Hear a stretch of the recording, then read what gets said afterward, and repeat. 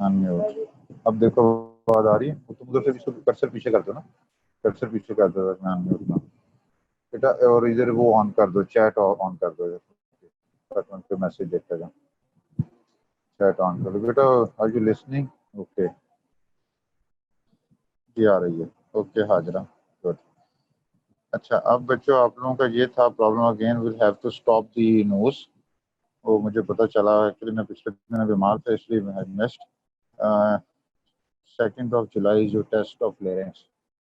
तो अब 2 रह गए हैं रिवीजन के, उससे पहले लेक्चर्स, तो आई डिसाइडेड से पहले लेरेंस को दोबारा हम रिवाइज कर लेते हैं quickly, as quickly as possible.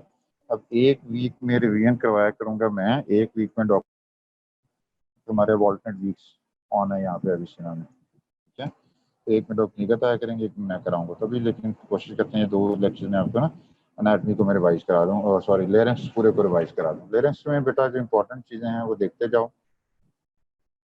Anatomy इसकी इंपॉर्टेंट है, इसकी वीडियो दिखानी थी, मैं देखूंगा टाइम हो तो फिर मैं आपको दिखा दूंगा वीडियो, ठीक है। याद रखना है जो लेरेंस है वो हाइपोफेरेंस के सामने होता है, हाइपोफेरेंस वाला पार्ट है उसके सामने, this is the basically the larynx, ये लेटरल व्यू में है, ये ऊपर एपिग्लॉटिस है, ये नीचे वो वोकल कॉर्ड्स हैं, और ये नीचे ट्रेकिया है, तो हाइपोफेरेंस के लेवल पे होता है। ये 2 वोकल कॉर्ड्स हैं जहाँ से आपकी आवाज निकलती है।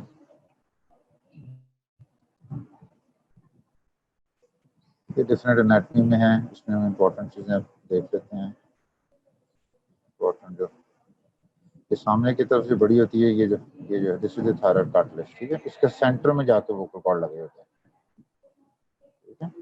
ये लेटरल व्यू में देखो, ये जो यू शेप कार्टिलेज है दिस इज थायराइड कार्टिलेज, ठीक है, ये बड़ी सी है शॉर्ट मने में, इसके मिड में जाके वोकल कॉर्ड लगे होते हैं। सामने वोकल कॉर्ड जो लगते हैं वो थायराइड कार्टिलेज से, और पीछे जहाँ रेटिनॉइड कार्टिलेज से अटैच होते हैं। तो मोस्ट इंपॉर्टेंट फंक्शन ऑफ लेरेंस क्या है बच्चों, चैट में लिखो, सबसे जरूरी काम लेरेंस क्या करता है। अगर आपसे एमसीक्यू है, which is the most important function of the larynx, what is that?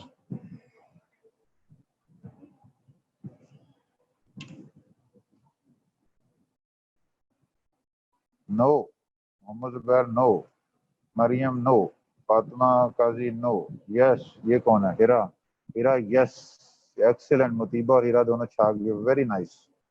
Protection of lower Airways, सांस ही उसका मरीज का बंद हो जाए, उसको जितनी मर्जी बातें कराते रहो, बातों को क्या फायदा। तो voice is no doubt the important function, but the most important is protection of lower airway. कैसे प्रोटेक्शन होती है, नोइंग कुछ चीज गया, ऐसी वैसी चीज गई, आपका एपिग्लॉटिस बंद हो जाता है, वोकल कॉर्ड बंद हो जाता है, ये वाला एपिग्लॉट ये बंद कर देता है, ताकि नीचे फेफड़ों में कोई चीज ना चली जाए, कोई सिक्रेशन ना चली जाए, कोई फॉरेन बॉडी ना चली जाए, अदरवाइज यू विल डाई, ठीक है। तो life saving is the first, सबसे इंपॉर्टेंट फंक्शन आपका एमसीक्यू में पूछा जाए तो protection of the lower Airways, which is the most important muscle of the body. देखो जल्दी से,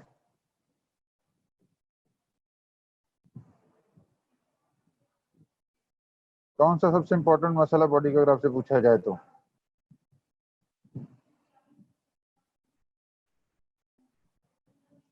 यस, नो हाइपोग्लॉसल नहीं है, टंग से क्या करना है, नो, पोस्टीरियर क्रिकेट, यस आयदा गुड, फातिमा गुड, आमना नो, जुबैर ठीक है। जो अबडक्टर है जो वोकल कॉर्ड को खोलेगा, ठीक है, जो मेन मसल सारे हैं ऑलमोस्ट वोकल कॉर्ड के ओपन या क्लोज करते हैं, जो मेन मसल है जो अबडक्ट करता है वो है पोस्टीरियर क्रिकोरेटिनोइड, इस मसल का नाम नहीं भूलना। तो ये सबसे इंपॉर्टेंट मसल है जो कि वोकल कॉर्ड को अकेला खोलता है, बाकी भी होते हैं लेकिन मेन जो खोलता है वो ये खोलता है, पोस्टीरियर क्रिकोरेटिनोइड, मतलब पीछे पोस्टीरियर क्रिकोइड से आके रेटिनोइड की तरफ आता है। तो this is the main abductor of the vocal cords, ठीक है। इसलिए वोकल कॉर्ड खुलेंगे तो सांस आएगा, सांस आएगा तो मरीज जिंदा रहेगा, ठीक है। तो मोस्ट इंपॉर्टेंट आपने मसल याद रखने हैं, कौन से हैं, अबडक्टर एडक्टर, लेकिन पोस्ट क्रिकोरेटिनोइड तो बिल्कुल नहीं भूलना।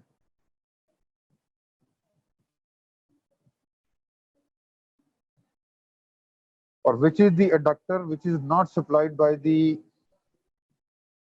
recurrent laryngeal nerve, all the muscles, almost सारे मसल लेरेंस के जो है ना वो सप्लाई होते हैं रिकरेंट लेरेंजियल नर्व से, ठीक है। तो रिकरेंट अगर उड़ जाती है आपकी तो आपके डक्टर एबडक्टर फंक्शन दोनों इफेक्ट होते हैं, एबडक्टर तो बिल्कुल चला जाता है क्योंकि एबडक्टर सिर्फ और सिर्फ रिकरेंट सप्लाई कर रही है, लेकिन एडक्टर एक मसल बच जाता है जो कि रिकरेंट से सप्लाई नहीं होता, सुपीरियर लेरिंजियल नर्व से सप्लाई होता है। वो कौन सा मसल है?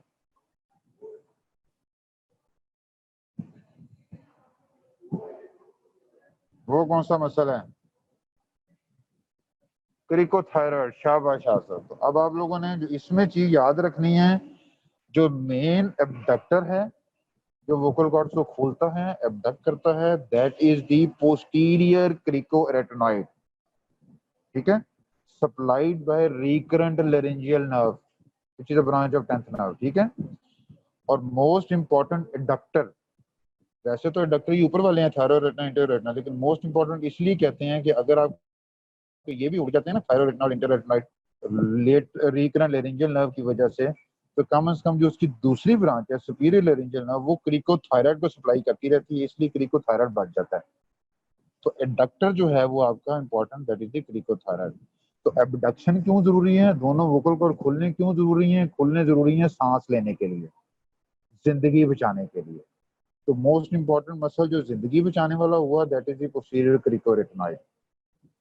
और एडक्शन क्यों जरूरी है? बोलने के लिए। जब वोकल कॉर्ड नजदीक आते हैं, आपस में स्ट्राइक करते हैं तो हमारी आवाज निकलती है।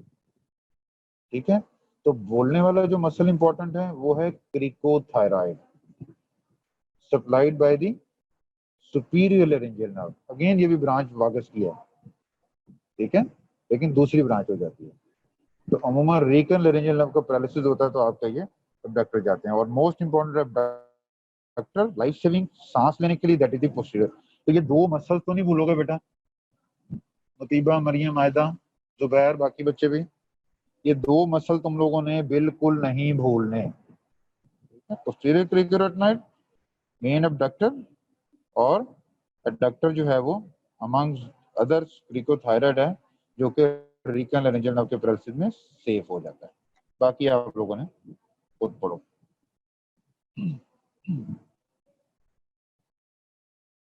वोकल कॉर्ड्स को याद रखना, कोई लिम्फेटिक्स नहीं होते, इसलिए वोकल कॉर्ड का अगर ट्यूमर होगा तो उसकी वजह से नेक में स्वेलिंग नहीं आएगी, एक इंपॉर्टेंट चीज है।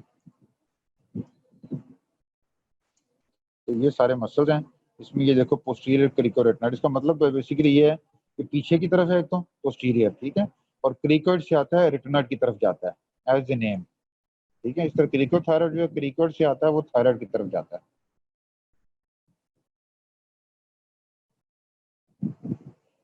ये पोस्टीरियर क्रिकोरेटिनॉइड है, ये जो बना हुआ है, ठीक है, क्रिकोइड से जा रहा है और अंदर पीछे रेटिनॉइड की तरफ खोलता है। ये बेसिकली वोकल कॉर्ड्स को दोनों को ओपन करेगा। जो पोस्टीरियर क्रिकोरेटिनॉइड है ये वोकल कॉर्ड दोनों को ओपन करेगा, सांस लेने में हेल्प करता है।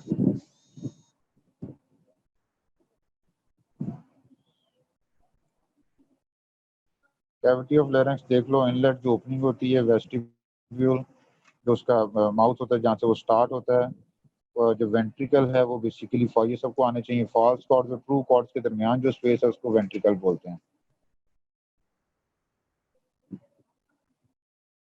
और जो ट्रू कॉर्ड्स के दरमियान स्पेस है उसको ग्लॉटिस बोलते हैं, उसके नीचे सब ग्लॉटिस है। तो बेसिकली लेरेंक्स को तीन पार्ट्स में डिवाइड करते हैं। वोकल कॉर्ड से जो ऊपर है वो सुप्राग्लॉटिस है, वोकल कॉर्ड के जो दरमियान में है वो ग्लॉटिस है, जो स्पेस है, और जो उसके नीचे है वो सब ग्लॉटिस है बेसिकली।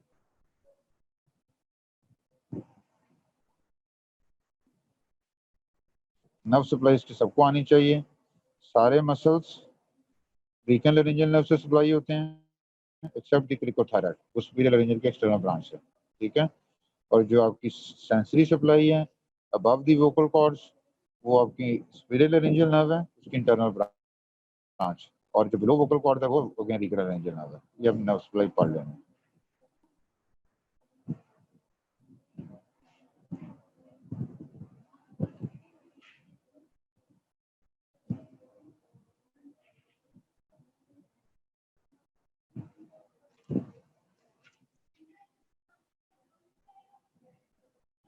तो ये लेरेंजियल वेंट्रिकल जिसे कहते हैं ट्रू और फॉल्स कॉर्ड्स के दरमियान है।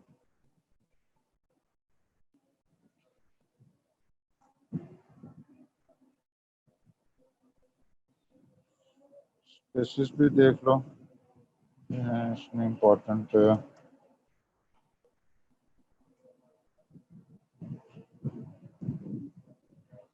पीडियाट्रिक लेरेंस ये आपको ना एमसीक्यू में कहीं पूछ लेता है या वाइवा में पूछता है। नॉर्मली जो है C3 से C6 तक होता है, ये थोड़ा सा ऊपर होता है, ठीक है। और जो लेरेंजियल कार्टिलेजेस हैं वो सॉफ्ट होती हैं बच्चों में बड़ों की निस्बत। और जो नॉर्मली है एडल्ट्स में नैरोस्ट जो पार्ट होता है ये भी पूछ लेता है आपसे। नैरोस्ट पार्ट जो है एयरवे का वो है ग्लॉटिस, बच्चों में सब ग्लॉटिस है, ठीक है। शाबाश आयदा, ठीक है। सब ग्लॉटिस इज द नैरोस्ट, बड़ों में ग्लॉटिस है। अगर आपसे पूछा जाए जो एयरवे का सबसे तंग रास्ता कहाँ पे है, नैरोस्ट, वो that is between the true vocal cord in adult, उसको ग्लॉटिस बोलते हैं। और बच्चों के अंदर जो है वो उससे नीचे सब ग्लॉटिस वाले एरिया नैरोस्ट पार्ट है, ठीक है। ये आपसे पूछ लेता है।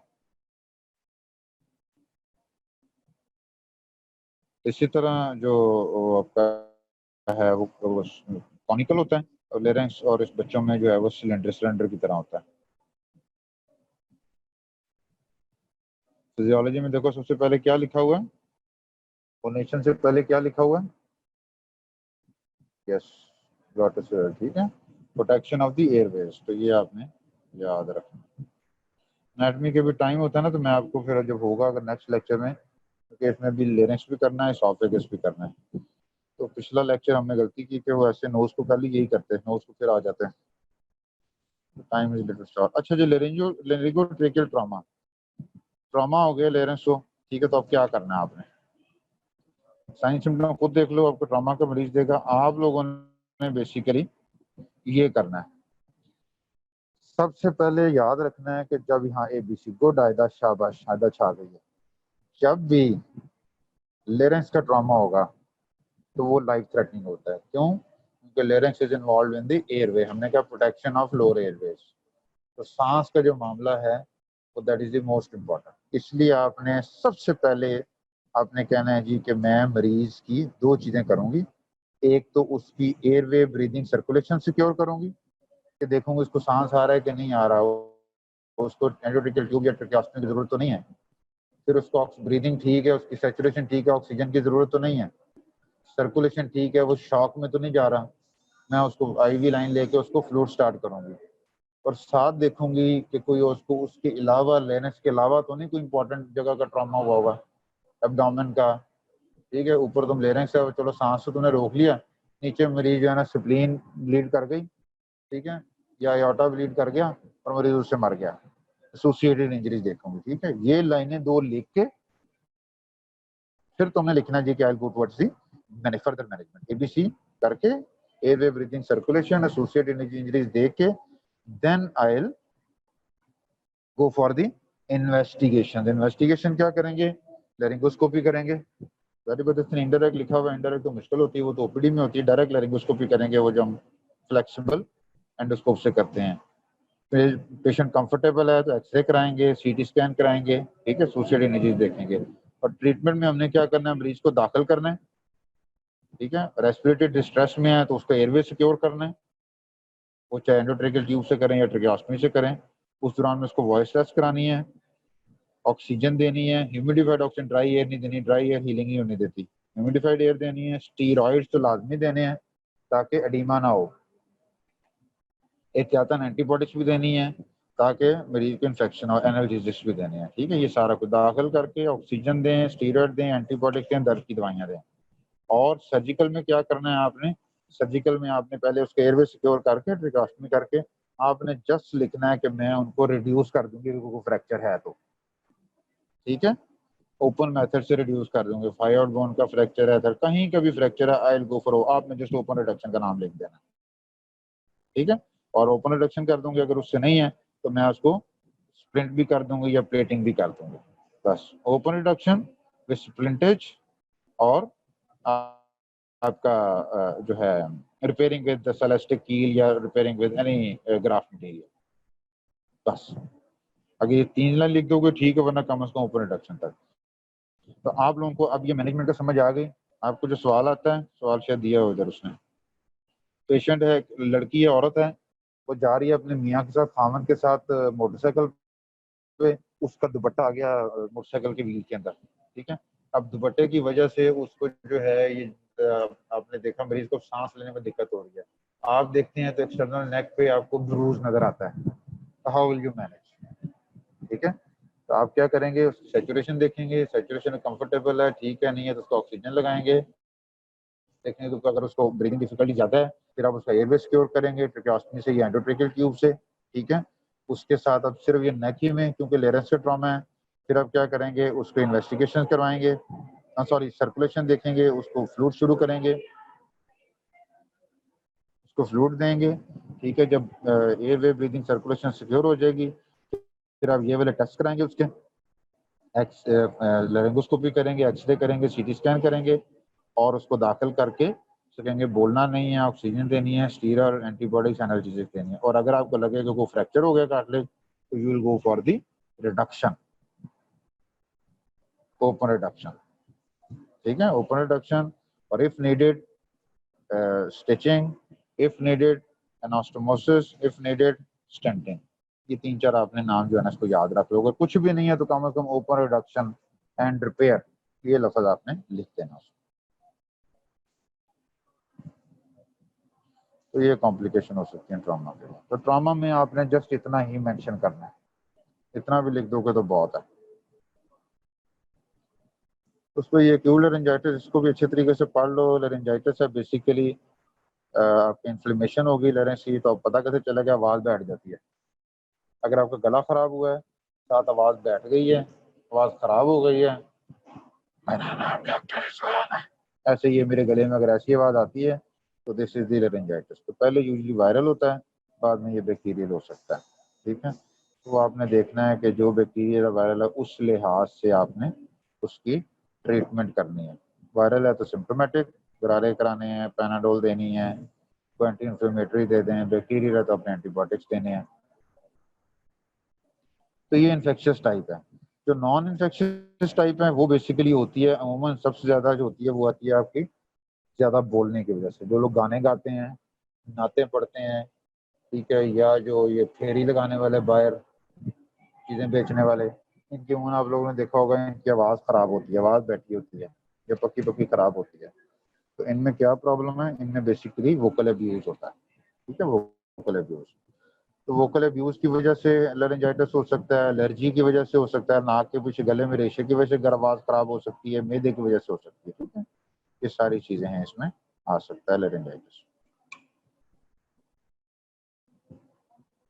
तो आपने क्या ट्रीटमेंट क्या करना है नॉन इन्फेक्शियस में, वोकल अब्यूज़ है तो वॉइस टेस्ट करानी है, अगर वो स्मोक करता है, ड्रिंक करता है, वो बंद कराना है, उसको कहने वो स्टीम ले ताकि उसको लुब्रिकेट हो वोकल कॉर्ड। खांसी है तो उसको खांसी की दवाई देनी है, अगर इन्फेक्शन है तो एंटीबायोटिक्स देनी है एज पर कॉज, ठीक है। ये आपने करना है लेरिंजाइटिस को। मैंने तो लेरिंजाइटिस को बस 1-2 कंसेप्ट बना लो और अच्छा सा समझ लो बस। इधर की चैट इनकी ठीक है, शाबाश। अब है जी सबसे इम्पोर्टेंट अभी तक का जो मैंने आपको पढ़ाया है उसमें, एक एससीक्यू आता है लेरिंजोट्रेकियल ट्रॉमा में, दूसरा एससीक्यू ये आता है। ये हर एक को इसके 6 या 7 पॉइंट अभी हम बनाते हैं, ये हर एक ने रट्टा लगाना है। This is very very very important. Acute epiglottitis, इसका मतलब है acute inflammation of all the supraglottic structures, not सिर्फ एपिग्लोटिस। एपिग्लोटिस भी सूज जाता है, एरिया एपिग्लोटिक फोल्ड्स भी सूज जाते हैं, ठीक है, और आपके पीछे रेटिनॉइड भी सूज जाते हैं। जितने वोकल कॉर्ड से ऊपर ऊपर चीजें हैं वो सारी की सारी सूज जाती हैं, इन्फेक्शन हो जाती है शॉर्ट ड्यूरेशन में, और ये होता भी बच्चों के अंदर, ठीक है। तो acute inflammation of epiglottis and supraglottic structure is the disease called as acute epiglottitis. Number 1 चीज, सबको ये डेफिनेशन आ गई। Second, this is the bacterial infection, और बैक्टीरिया भी वो है जो कि बहुत खौफनाक है। ये जो आप कहते हो ना बैक्टीरियल निमोनिया हो गया और मरीज मर गया, उसमें जो सबसे डेंजरस है वो हेमोफिलस इन्फ्लुएंजा है। This is very notorious bacteria. इस बैक्टीरिया को पकड़ना बहुत मुश्किल होता है, ठीक है।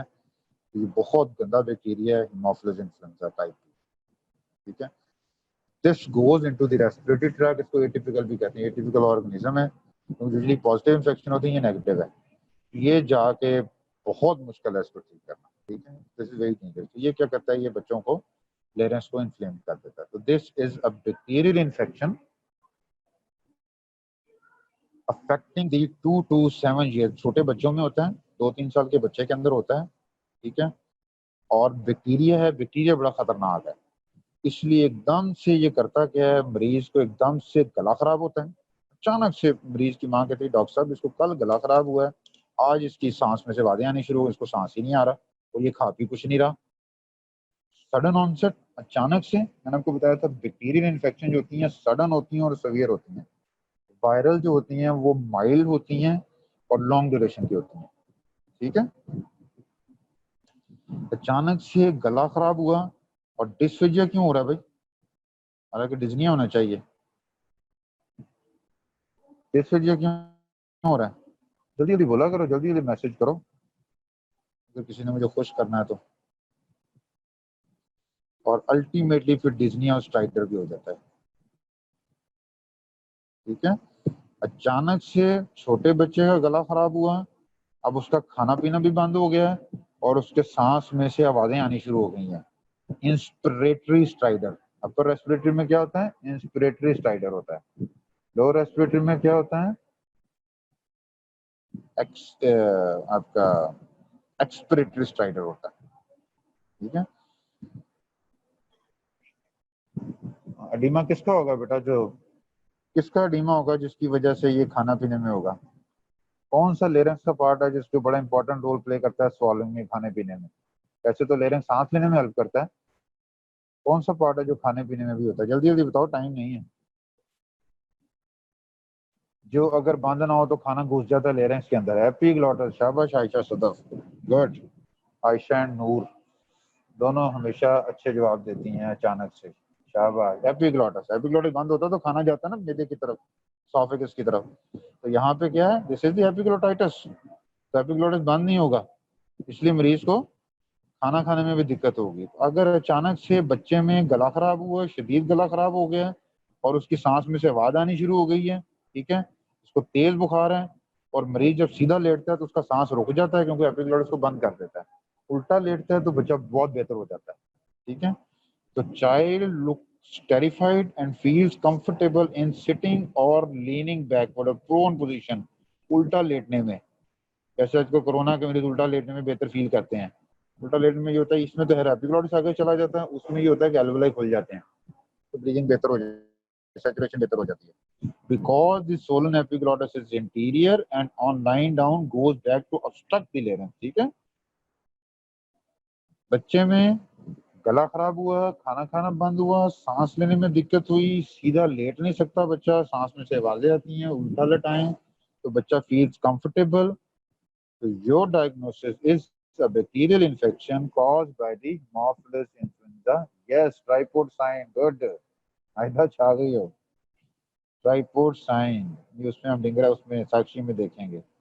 बच्चा जो है ना अपने 3 पोजीशन बना लेता है, छाती बाहर, बाजू पीछे की तरफ, 3 उसके पोर्ट्स बन जाते हैं ताकि उसको सांस ठीक आए। कभी आप लोग जो क्लिनिक्स में आओगे ना तो देखना जो एस्थमेटिक ब्रोंकाइटिस के पेशेंट होते हैं वो कैसे सांस लेते हैं, छातियां बाहर निकाल लेते हैं, बाजू पीछे की तरफ कर देते हैं ताकि जो है ना वो छाती आगे और सांस ठीक हो, तो that is the tripod position. ऐसे बच्चे को जिसका एपिग्लॉटिस सूजा हो और आपको पता होगा इसके सांस लेने में मुश्किल हो रही है, खुदा ना खास्ता मैंने कोई काम ज्यादा एक्स्ट्रा किया तो मरीज जो है वो लेरेंजियल स्पैज्म में जा सकता है, उसकी डेथ हो सकती है। इसलिए इस बच्चे को आपने ओपीडी में एग्जामिन नहीं करना, ये इंपॉर्टेंट है, इसलिए मैं थोड़ा टाइम लगा रहा हूँ इसके ऊपर ना, जैसे रिवीजन। तो इसको कहाँ करना, ऑपरेशन थिएटर में, जहाँ आपको पता चले एकदम मरीज एकदम से पहले कोलैप्स कर गया, का सांस बिल्कुल बंद हो गया, फौरन आप एंडोट्रेकियल ट्यूब या ट्रेकियोस्टमी डालें उसमें। अदरवाइज ओपीडी में काम किया, मरीज कोलैप्स हो गया, आपको थिएटर जाने का टाइम नहीं मिला तो चाइल्ड विल डाई, याद रखना है। तो this is very dangerous condition. Examination में क्या होगा, रेड होगा, स्वोलन होगा, सूजा हुआ होगा, एडिगमेटस और कंजस्टेड एपिग्लॉटिस नजर आएगा। और अगर आप उसका एक्सरे कराएंगे तो वो सोलन एपिग्लॉटिस आपको जस्ट ऐसे देगा जैसे कि अंगूठा है। यहाँ पे दिखाता हूँ मैं आपको, ये देखो, ये थंब की तरह का, ये सूजा हुआ है, ये देखो ये सूजा हुआ है, अंगूठे की तरह लग रहा है ना epiglottis, thumb sign. On x-ray thumb sign is a feature of acute epiglottitis. ये देखो एपिग्लॉट कितना सूजा हुआ, ट्यूब डाल के ये एपिग्लॉटिस कितना सूजा हुआ है, ठीक है। यहाँ भी देखो, ये भी देखो कितना सूजा था, देखो सांस की जगह ही नहीं है देखो, ठीक है। तो this is this swollen epiglottitis. X-ray पे क्या होगा, थंब साइन आएगा, ठीक है, थंब साइन अगेन। करना कुछ भी नहीं है, दाखिल करना है, बैक्टीरियल इन्फेक्शन एंटीबॉडीज देने हैं, ऑक्सीजन देनी है आपने, स्टीरॉइड्स देने हैं आपने, ठीक है, और आपने ताकि इन्फ्लेमेशन ना हो, और आप अगर एयरवे कॉम्प्रोमाइज है तो आपने इंट्यूबेशन या ट्रेकियोस्टमी करनी है। अब इसमें क्या चीजें थी, एपिग्लोटाइटिस क्या है, एक्यूट इन्फ्लेमेशन ऑफ सुप्राग्लॉटिक स्ट्रक्चर। किसमें होता है, बच्चों में होता है। ऑर्गेनिज्म कौन सा है, बैक्टीरिया हेमोफिलस इन्फ्लुएंजा, ये सब लाजमी याद रखना। मरीज कैसे प्रेजेंट करता है, अचानक से बुखार, गला खराब, सांस खाने पीने में दिक्कत, सांस लेने में दिक्कत। जो ही मरीज छोटा बच्चा आए इस कंडीशन में, आपने उसको फौरन से, हाँ, और मरीज सीधा नहीं बैठ सकता या लेट सकता, नहीं कहते मुझे उल्टा करो, उल्टे करने पे बेहतर हो जाता है वो। इसलिए आपने सीधे मरीज को लेके जाना है ऑपरेशन थिएटर में, ठीक है, वहां जाके एग्जामिन करना है। एग्जामिन आपने क्या करना है, एपिग्लॉटिस लेरिंगोस्कोपी करोगे तो आपको एपिग्लॉटिस नजर आ जाएगा सोलन। पोर्टेबल एक्सरे ला के वो एक्सरे करोगे तो आपको थंब साइन नजर आ जाएगा। तो आपको जो दो चीजें आ जाती हैं नजर, कंफर्म करके आप उसको ट्रीटमेंट करते हैं।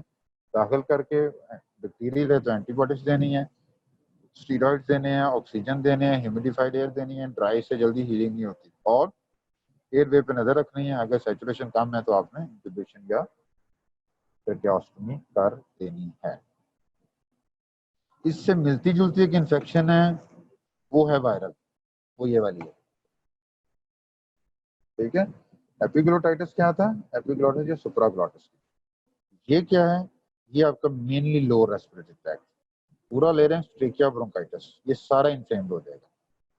ये बेसिकली वही है जैसे आजकल किसी ने मुसीबत डाली हुई है आपके कोरोना ने, ठीक है, this is just like a corona. इसमें वायरस कौन सा है, पैरा इन्फ्लुएंजा। तो जैसे 1918 या 20 में कहते हैं आया था, 100 ईयर्स बैक, फ्लू का जो आया था, इन्फ्लुएंजा का आया था, उसने बड़ी डेथ्स की थी। इसी तरह ये आजकल कोरोना का आया, ये रेस्पिरेटरी वायरसेस हैं। ये आपके या स्पेनिश फ्लू को होता है, तो स्पेनिश फ्लू आता है इन्फ्लुएंजा का, इन्फ्लुएंजा पैरा, इसी तरह आजकल ये है। तो ये अब ये पता नहीं चल रहा कि ये क्या कर रहा है एग्जैक्टली, कि अगर सिर्फ रेस्पिरेटरी ट्रैक को करे ना फिर तो कोई इतनी मुश्किल नहीं है, लेकिन ये जो इसका एक थ्रोम्बोएम्बोलिक फिनोमेना है, दैट इज डेंजरस। और दूसरा ये जो आपको ओवर इन्फ्लेमेटरी रिस्पॉन्स है वो देता है। जैसे आपको एलर्जी है ना, एलर्जी क्या है, इसकी ओवर इन्फ्लेमेटरी रिस्पॉन्स है। क्या आपको कोई चीज एलर्जन आया, आपने एक छींक मारी, एक खांसी की, ठीक हो गया, तो आपको छींकें शुरू हो जाए, खांसी शुरू हो जाए, रेशा बन जाए, तो ओवर रिस्पॉन्स। ये भी एक किस्म का ओवर रिस्पॉन्स करता है कोरोना, इसको बोलते हैं साइटोकाइन क्राइसिस। इंटरल्यूकेंस और ल्यूकोट्रीन्स बहुत बना देता है, इतना बना देता है कि वही उल्टा लंग को डैमेज कर देते हैं। अभी तक ये दो मैकेनिज्म है जो डेंजरस हैं, जिसकी वजह से लोगों की डेथ्स हो रही है। अच्छा जी, ये याद रखो, जो ये लेरिंगोट्रेकियो ब्रोंकाइटिस है, उसका दूसरा नाम क्रूप है। ये भी बच्चों में होता है, लेकिन ये वायरस है और ये इतना सीवियर नहीं होता।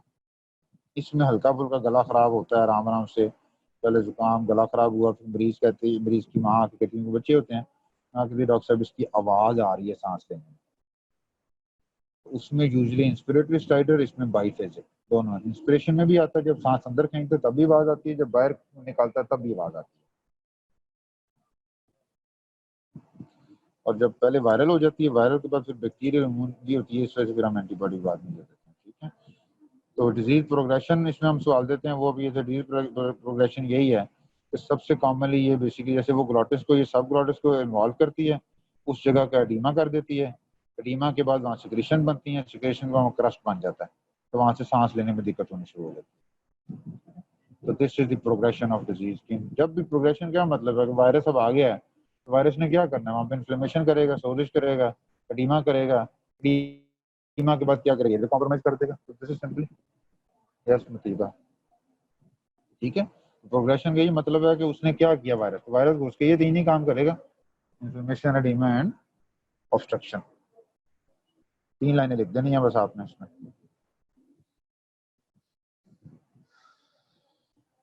तो ये usually upper respiratory tract infection virus शुरू होता है, वोकल कॉर्ड को इन्वॉल्व करता है, इसलिए बच्चे की आवाज बैठी होगी, बच्चे को खांसी आएगी। खांसी अमूमन याद रखना है, वैसे तो खांसी कहीं पे भी इरिटेशन हो एयर में हो सकती है, लेकिन अमूमन जो खांसी आती है वो अगर आपके वोकल कॉर्ड इन्फ्लेम्ड होंगे तब आपको आती है। तो क्योंकि वो सुप्राग्लोटाइटिस था या एपिग्लोटाइटिस था, ऊपर वाला पार्ट है, वोकल कॉर्ड से ऊपर है, इसलिए उसमें अमूमन खांसी नहीं होती। एपिग्लोटाइटिस में रूप में खांसी होती है, क्योंकि ये पूरा लोअर रेस्पिरेटरी ट्रैक्ट को इन्वॉल्व करता है, वोकल कॉर्ड्स एंड बिलो।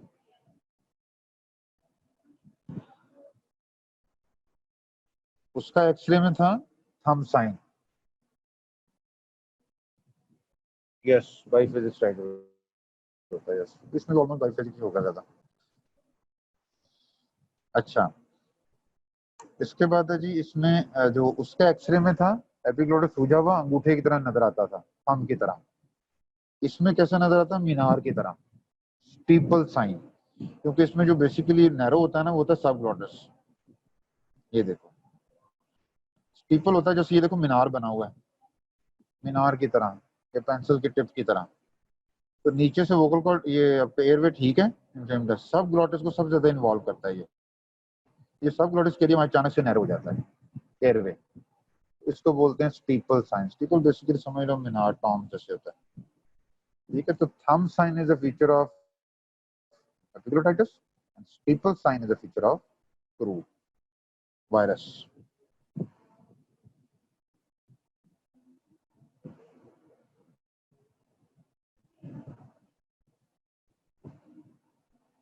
ये एक्सरे पे स्टीपल साइन, ये देखो ये भी एक्सरे पे स्टीपल साइन। तो ट्रीटमेंट मिलती है दोनों की, दोनों को हॉस्पिटलाइज करने हैं, एंटीबॉडी की एहतियातन देनी है आपने, ताकि सुपर इम्पोज जब हमारी यहाँ पे ये है कि मुदाफियत कम हो जाती है, तो साथ ही बैक्टीरिया आ जाता है, तो बैक्टीरियल इन्फेक्शन यूजली सीवियर होता है, इसलिए हम एंटीबॉडी से देते हैं। स्टीरॉइड देने हैं आपने एंटी इंफ्लेमेटरी, ठीक है। आईवी फ्लूइड भी एहतियातन दे दो, ह्यूमिडिफाइड ऑक्सीजन भी देनी है आपने, एयरवे को देख के रखना है, अगर नहीं है एयरवे सिक्योर हो रहा हो आपकी ब्रीदिंग डिफिकल्टी, फिर इंट्यूबेशन के ट्रिटमेंट कर सकते हैं, एड्रेनलिन भी दे सकते हैं जो बोल ब्रोंको डाले। तो ये देखा, ये सवाल आए हैं, 2 years old came with inspiratory stridor for last 24 घंटे in the month of December. तो कौन से 3 कॉजेज हैं स्ट्राइडर की 2 साल के बच्चे में? एक एपिग्लोटाइटिस है, एक रूप है, एक पहले हमने पढ़ा था रिट्रोफ्रिंजियल एब्सेस जो हम पढ़े थे, शाबाश। तो रिट्रोफ्रिंजियल एब्सेस हमने याद के जो मैंने कहा था एडिनॉइड्स के जो लिम्फ नोड्स हैं, लिम्फ नोड के इंफेक्शन की वजह से आपके रिट्रोफ्रिंजियल रीजन में एब्सेस हो जाती है। तो उसने कहा जब तीनों के एक्सरे साइन बताओ, बताओ एक्सरे साइन, एपिग्लोटाइटिस का कौन सा एक्सरे साइन है?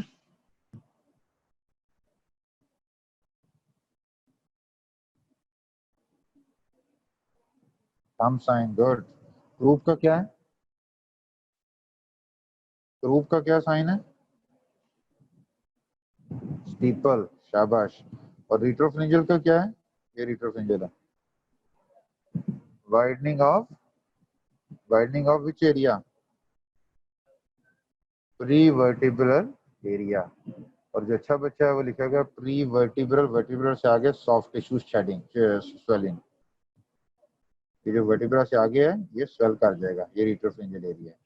तो तीनों की एक्सरे फाइंडिंग, ये 2014 का आपका एक SCQ आया हुआ है, ठीक है। तो किसकी वजह से सांस में आवाज आती है? छोटे बच्चों में। 3 इंपॉर्टेंट कॉजेज हैं, एपिग्लोटाइटिस, क्रूप एंड रिट्रोफ्रिंजियल। एपिग्लोटाइटिस में yes get find, good idea, शाबाश।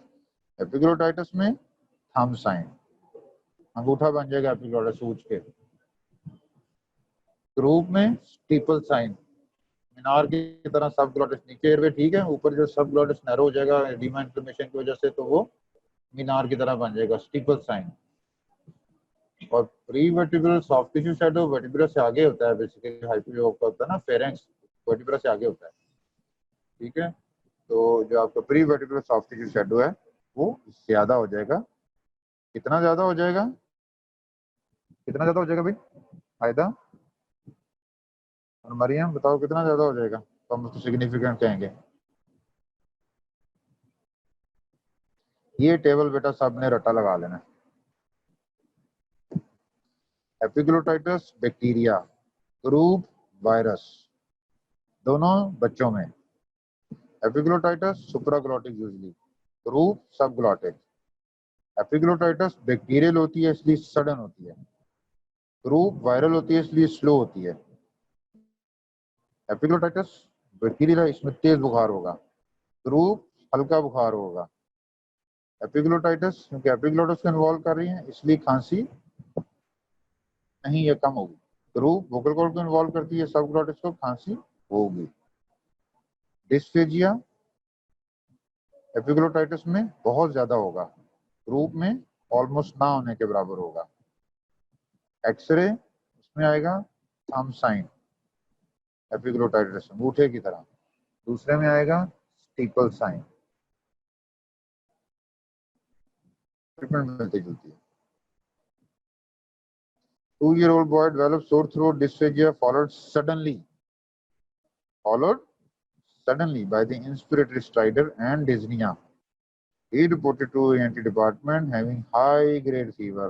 बच्चा सडन बीमार हुआ, सडन स्ट्राइडर आया, सडन डिस्निया है और तेज बुखार है, साथ ही तुम्हारा दिमाग बैक्टीरिया की तरफ जाना शुरू हो जाना चाहिए। यहाँ पे चाइल्ड वॉज टेरिफाइड, डरा हुआ था, felt comfortable in leaning down position. Diagnosis huge supraglottitis, X-ray finding, thumb sign, test place to examine the child, OT, management. Examination करके आपने ट्रीटमेंट में क्या करना है, बैक्टीरियल इन्फेक्शन है, दाखिल करो, एंटीबायोटिक्स दो, फ्लूइड दो, एनाल्जेसिक्स दो, स्टेरॉइड दो, ऑक्सीजन दो, एयरवे पे नजर रखो, जरूरत पड़े तो ट्रेकियोस्टमी एंड इंट्यूबेशन। तो जवाब आपको पूरा। ये इतना को पक्का सवाल है ना, इसमें से ये या दूसरा वो जो आपका है ओमेगा शेप वाला लरिंगो मलेशिया, इसमें से लाजमन सवाल देते हैं, लेरिंक्स में से आएगा, इसमें जरूर सवाल आता है। ठीक है, तो ये बेटा आपको दोनों को डायग्नोस करना आना चाहिए। दूसरा क्या है जी, 3 साल का बच्चा है, अपर रेस्पिरेटरी इन्फेक्शन चल रही है अभी 2 दिन से, माँ कह रही है बुखार होता है लेकिन सेटल नहीं कर रहा, हो रहा है लेकिन कोई एक्यूट इमरजेंसी कोई नहीं है।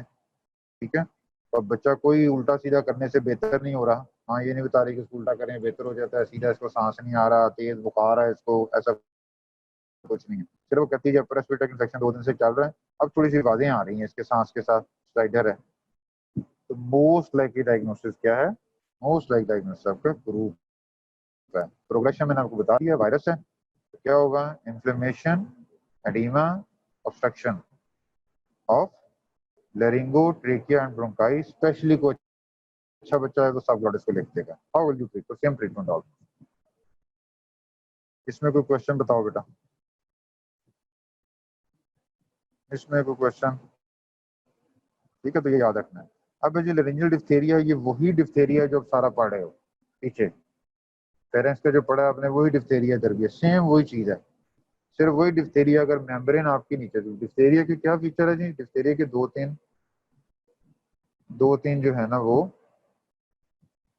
डिप्थेरिया के आपके फीचर हैं। एक तो फीचर ये है कि डिप्थेरिया हमेशा आपका मेम्ब्रेन प्रोड्यूस करता है।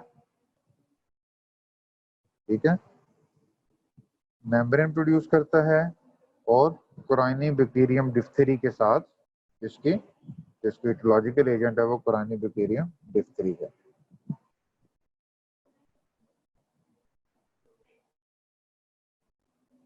और मेम्ब्रेन हमेशा इसकी होगी। ठीक है, तो एयरवे में जाएगा, लेरिंक्स में जाएगा तो आपका सांस रुकेगा। ठीक है, डिस्निया स्टाइडर करेगा।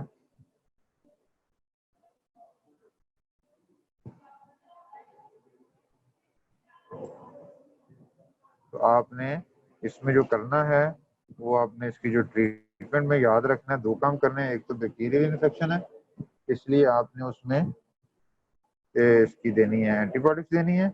और दूसरा जो है ना ये इंपॉर्टेंट काम ये है कि ये टॉक्सिन प्रोड्यूस करता है, इसलिए इसके ट्रीटमेंट में 2 चीजें याद रखनी है। एक आपने एंटीबायोटिक्स देनी है, ठीक है, तो उसके अगेंस्ट कोराइनी बैक्टीरियम डिप्थेरी, और दूसरा आपने एंटीटॉक्सिन देने हैं, ठीक है।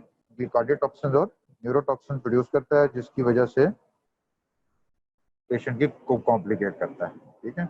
और तीसरा आपने एयरवे पे नजर रखनी है कि लेरेंक्स तक चला गया तो आपने ट्रिक्योस्टमी कर देना। तो ये बेसिकली डिप्थीरिया है। एंटीटॉक्सिन प्लस एंटीबॉडीज और एयरवे सिक्योर, ये आपको इसमें इंपॉर्टेंट, ये वही फेरेंक्स वाला है, इसको आराम से पढ़ लेना। फेरेंजाइटिस जो हमने एक्यूट पढ़ा था, ऑलमोस्ट क्रॉनिक में भी वही है, उसी तरह ही है। क्रॉनिक अगर हो गया, अगर आपका एक्यूट सेटल नहीं किया, या मेन जो है ना क्रॉनिक होता है अगर आप बोलते ज्यादा है, तो नॉन इन्फेक्शियस टाइप है ना, बोलने की वजह से आपकी आवाज खराब हो जाती है, ठीक है। उसके बाद आपकी ये खराब हो जाती है, मैदा का खराब है, रिफ्लक्स की वजह से गला खराब रहता है, ठीक है। या आपका पोस्ट नजर ड्रिपिंग की वजह से, तो उस लिहाज से देखना आपने वही मेजर करने हैं। तो कहना जी वॉइस रेस्ट रखे, स्टमक ठीक रखे, एलर्जी को ठीक रखे, अगर उसके बावजूद नहीं है तो फिर आप उसको एग्जामिन करते हैं। एग्जामिन करके आप देखते हैं कि वहाँ कोई वोकल नोड्यूल या पॉलिप तो नहीं बन गया, ठीक है। हाइपरीमिक होता है इंक्रीज ब्लड सप्लाई, सोजिश ज्यादा है। एक होता है हाइपरट्रॉफिक, हाइपरट्रॉफिक में फिर क्या होगा, वोकल कॉर्ड इन्फ्लेम्ड हो जाएंगे, बड़े थिक हो जाएंगे, या फिर उन पे नोड्यूल या पॉलिप बन जाएगा, फिर आप उसको सर्जरी करनी पड़ती है। तो मेन जो आपका लेरेंजाइटिस है वो वोकल एब्यूज की वजह से होता है। और मरीज प्रेजेंट कैसे करता है, बार बार उसको गला साफ करना पड़ता है ऐसे करना पड़ता है, और उसकी आवाज खराब हो जाती है।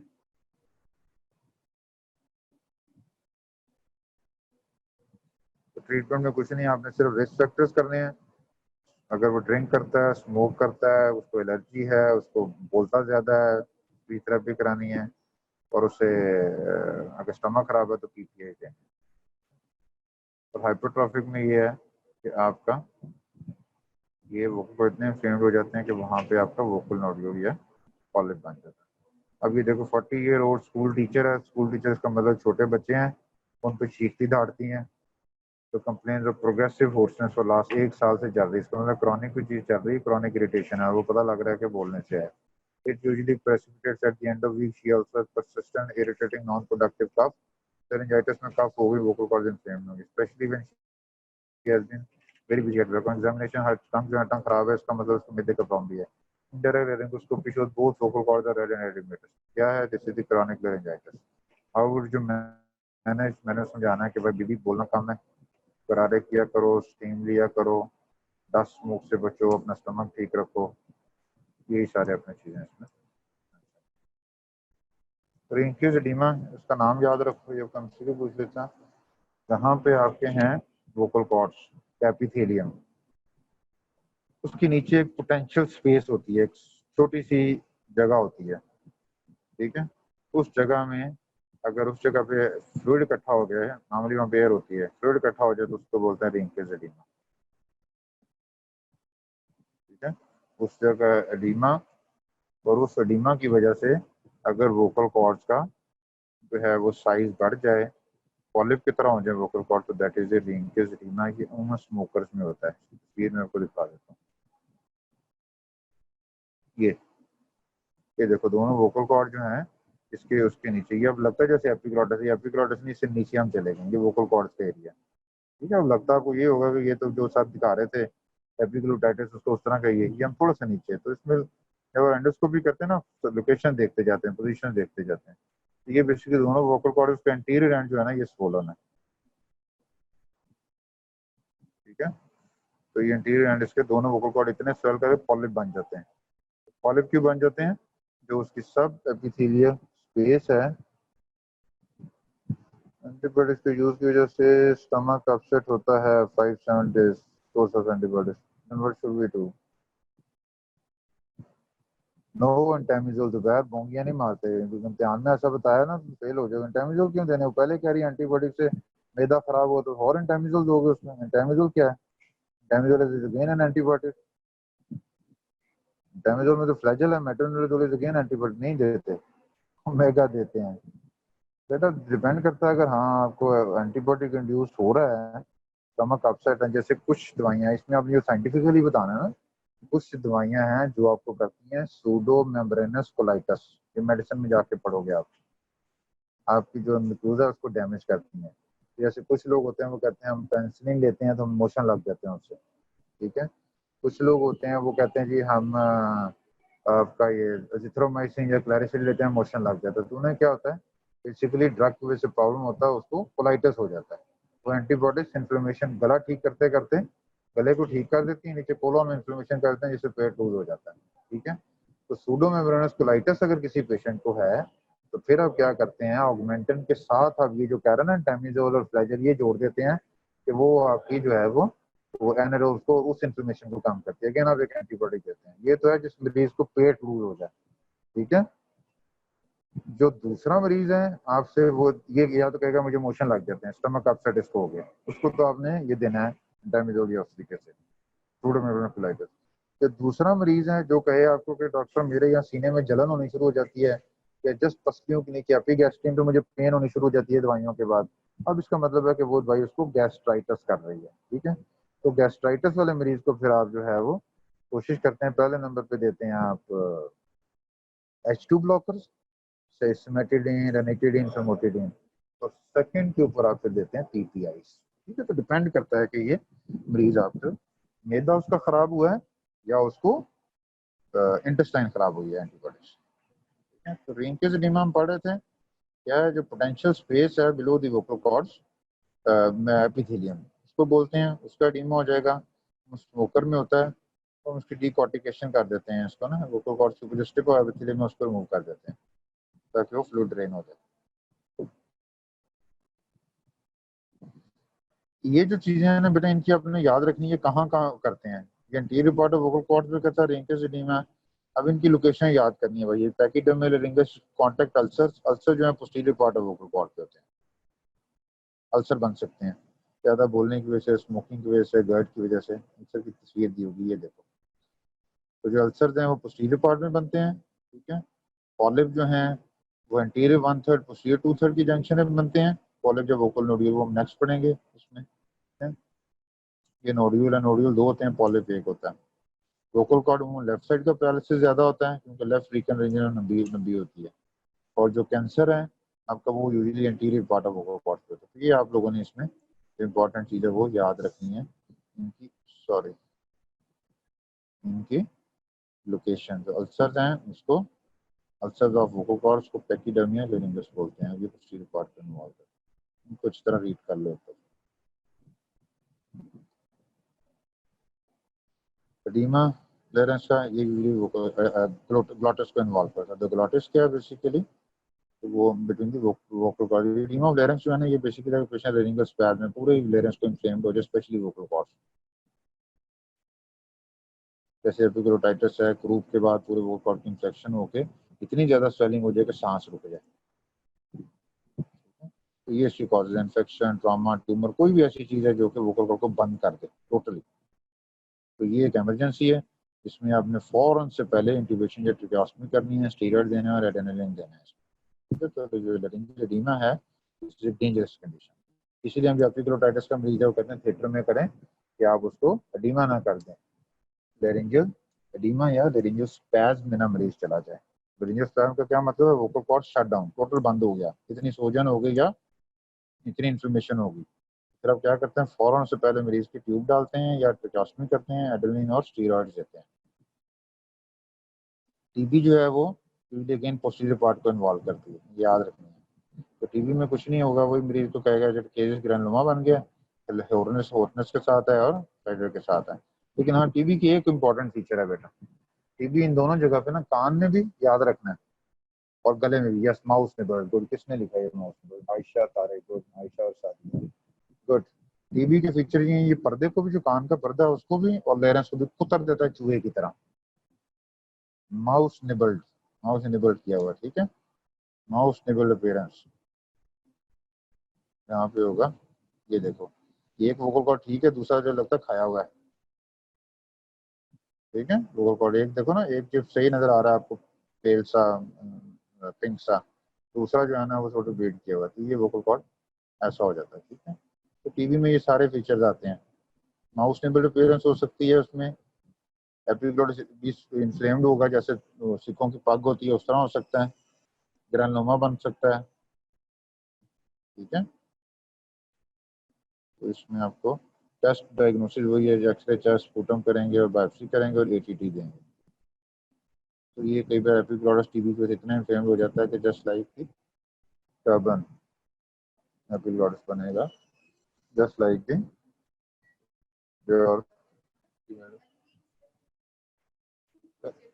जी। मुझे उस्मान ने बता दिया था, ठीक है इंशाल्लाह वो भी ले लूंगा मैं। ठीक है, तो जस्ट लाइक दी पग ऑफ शेक टर्बन। ल्यूपस भी ये लो डोज की, लो ग्रेड की होती है, लेकिन होती टीबी है। अब टीबी पोस्टीरियर पार्ट को इन्वॉल्व करती है यूजली, ये एंटीरियर पार्ट ऑफ फेरेंक्स को इन्वॉल्व करती है। इसको आपने ये याद रखना बस। बेटा यहाँ तक कोई क्वेश्चन है तो पूछो। चलो टाइम इज ओवर। हम इंशाल्लाह ताला इसके बाद बेटा वो भी करेंगे, इसको भी करते हैं ख़त्म, लेरेंस को भी, और कोशिश करते हैं कि साक्षी से भी आपको मैं इसको रिवाइज कराऊँ। अगर रह गया तो फिर इसके बाद साक्षी करेंगे टेस्ट के बाद। नेक्स्ट वीक मैं आपको रिवीजन करा दूंगा, उसके बाद फिर आगे आपको मैडम शायद करवाएं, मैडम हमारे जो नहीं करते हैं। ठीक है, ओके बेटा, थैंक यू।